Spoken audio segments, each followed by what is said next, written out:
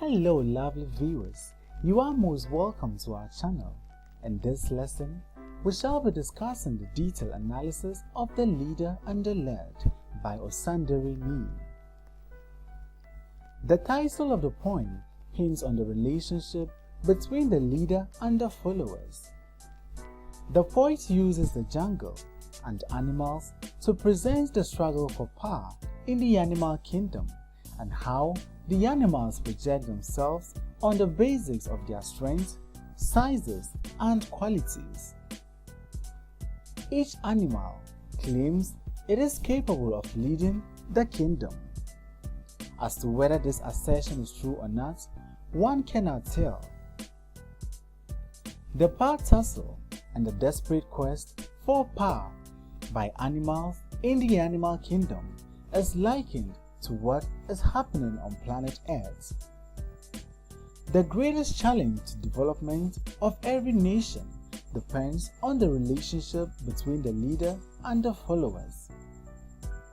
A good relationship brings about development and progress, whilst a bad relationship brings about retrogression and untold suffering and instability. The poem presents the contest of animals for leadership position, just as what happens in human society at the time of election. The setting of the poem can be said to be Africa, where power struggle for leadership is paramount, and bad fellowship is also dominating. Now, let's take a deeper analysis of the lines contained in the poem. The lion stakes his claim to the leadership of the pack, but the antelopes remember the ferocious pounce on his paws. The hyena says the crown is made for him, but the impala shudder at his lethal appetite. The poem begins with a lion showing interest in the leadership position. However, the lion is not the only animal interested in this position.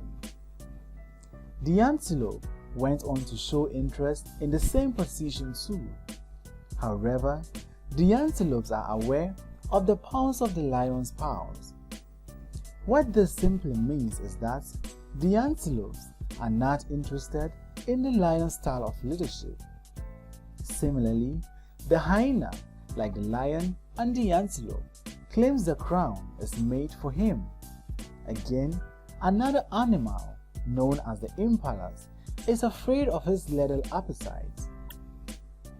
His lethal appetite here means the manner in which he consumes. The giraffe craves a place in front, but his eyes are too far from the ground. When the zebra says it's his right to lead, the pack points to the duplicity of his traits. The giraffe, as we all know, is a tall animal with a long neck.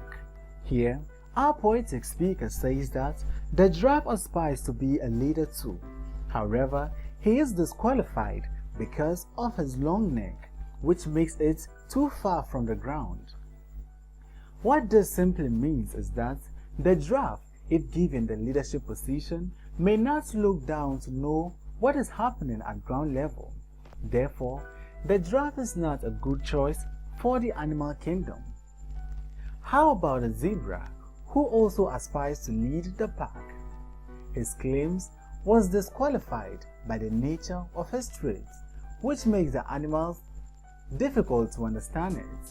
Therefore, the leadership style of the zebra is something too complex for the animals to understand, which makes him unsuitable for the position. The elephant trudges into the power tussle, but his colleagues dread his trampling feet. The war dog is too ugly, the rhino too riotous, and the pack thrashes around like a snake without a head. The elephant, at this point, enters the contest with the claim of wanting to be the leader. The elephant, as we all know, is a big animal with an enormous weight. This alone set the tone for his disqualification. The fear is that his enormous weight and size could put other animals to a great disadvantage. Therefore, the elephant is not suitable for the position. What about the warthog and the rhino?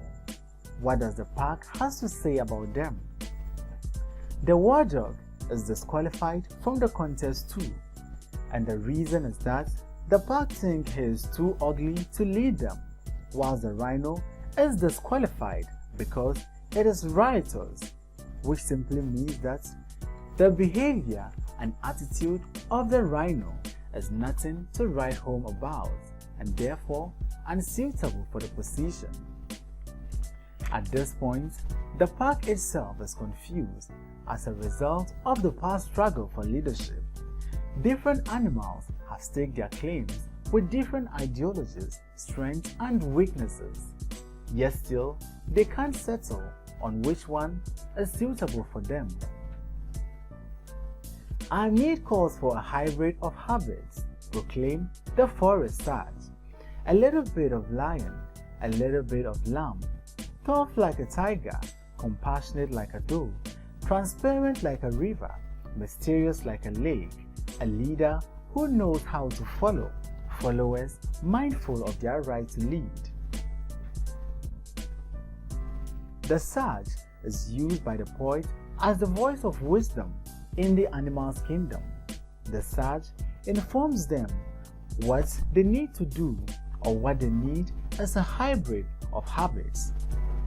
Since each contestant has something to be desired, therefore, the desired qualities of the animals must be melted together to get a leader who will suit them. Such a leader should be one who knows what it is to follow, and followers who demonstrate good followership to the leader.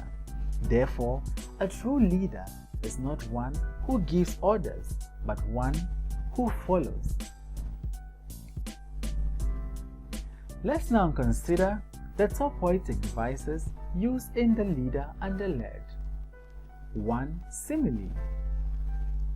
This is a figure of speech which involves a direct comparison of two dissimilar items using as and like.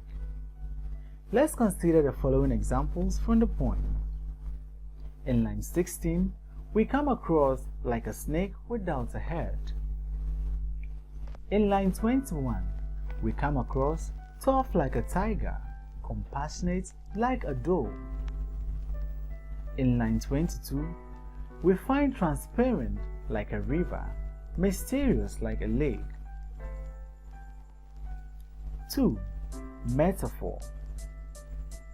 This is a figure of speech which involves an indirect comparison of two items. Consider the following sentences.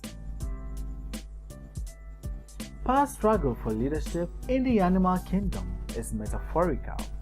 The crown stands for headship.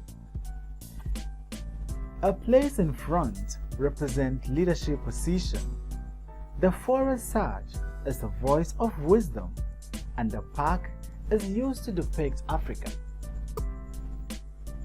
3. Personification. This is a figure of speech which gives human qualities to inanimate things. Consider the following examples. The lion is said to stake a claim, something which only humans can do. The antelopes are said to remember, whilst the impalas shudder.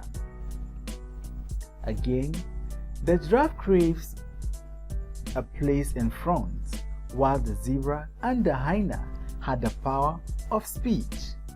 Human attributes such as emotions and reasoning are given to these animals.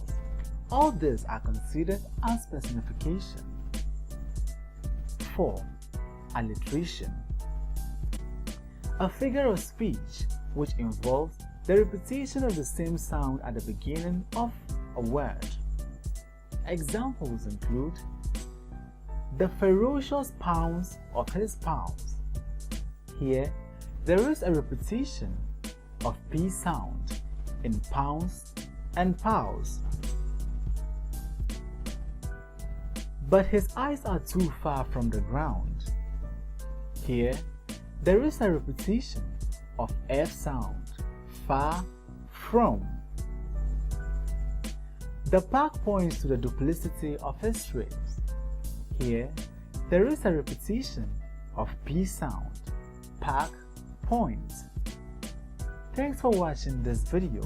Please don't forget to like, comment, subscribe and share this video.